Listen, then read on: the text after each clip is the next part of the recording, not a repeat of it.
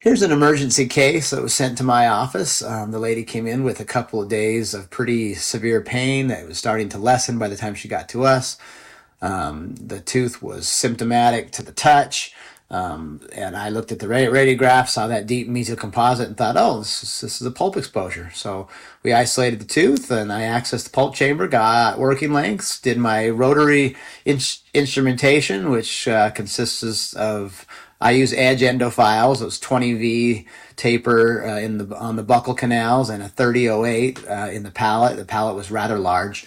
And then we started in with our laser irrigation, which consists of 3 to 4 passes in each canal, 10 to 15 second withdrawing passes with full strength hypochlorite, and then EDTA, and then another round of hypochlorite, and then we flush the entire canal pulp chamber system with diluted sodium hypochlorite.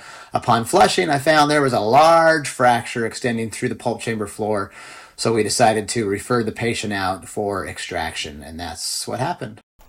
I received the tooth in formalin in 2 pieces.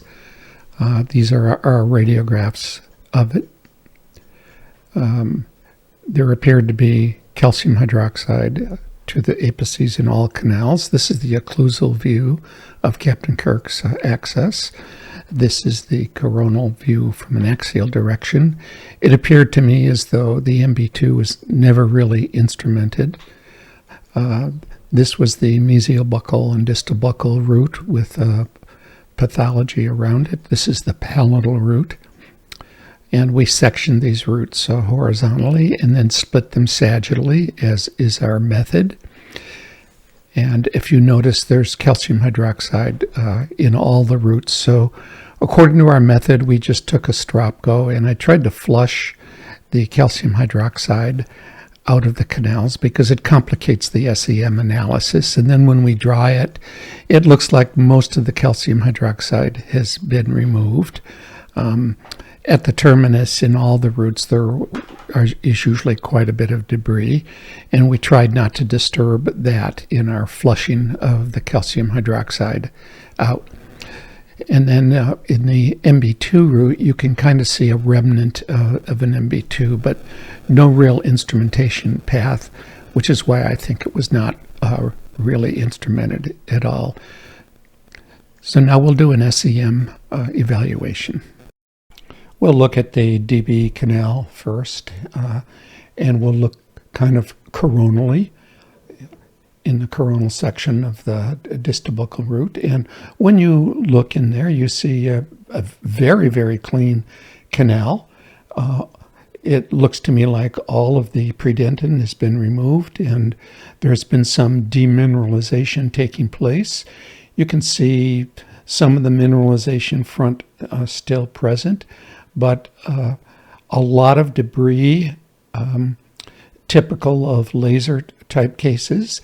And in these situations, it's very hard to tell, given that there's calcium hydroxide, there's debris from the breakup of the predentin, and there's the demineralization effect on the dentin itself. And we don't know what the laser does to the morphology of these segments. So it's very difficult to tell whether these are bacterial morphotypes or whether it's part of the predentin or the dentin being demineralized. They look like kind of bacterial morphotypes, but we don't know what the laser does to the structure and appearance of those, so we're basically guessing.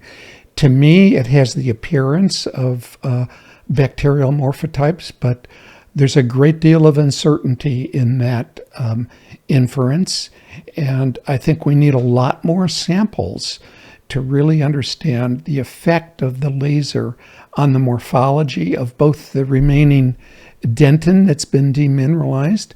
When you go into this where there was like a lateral, looks like a lateral canal, accessory canal, and you go in there and you can see there's quite a bit of demineralization of the dentin going on, and just some very weird kind of shapes that are untypical not typical of a non-laser instrumented case. So we're kind of in Never Never Land here and really trying to understand what it is we're looking at.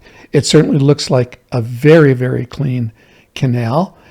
And what's left on the surface as you go into a little bit higher power,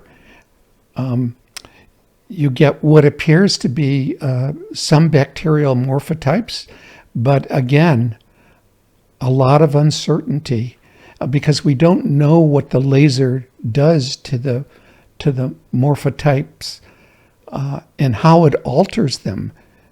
Here you can see it looks like a biofilm, but I can't really be sure. It may just be the breakup after the dentin is demineralized and what these pieces look like. If I had to guess, I would say these are bacterial morphotypes, but their morphotype is different.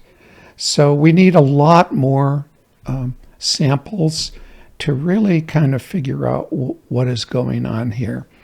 I'm not aware of anything in the literature that really addresses how biofilms how the structure of the biofilm is affected by the laser. This certainly gives the appearance of a biofilm, but again, a great deal of uncertainty in making that assertion. And as you look through these on the website, I encourage you to really take a close look. You see quite a bit of demineralization going on here. So this could be just the breakup products as the dentin is being demineralized and blasted by the laser. And it could be there's no bacteria here. I don't know. There you can kind of see that looks like kind of a biofilm EPS material to me. And those look like bacterial morphotypes as well. So I would be surprised if they're not bacterial morphotypes.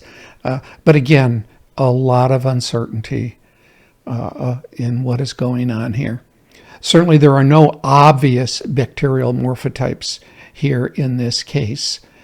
And even though there's calcium hydroxide, that even complicates the interpretation even more because some of this clearly must be the calcium hydroxide crystals as well. So that's what it appeared to be, and I'm interested in any comments that you may have about this case.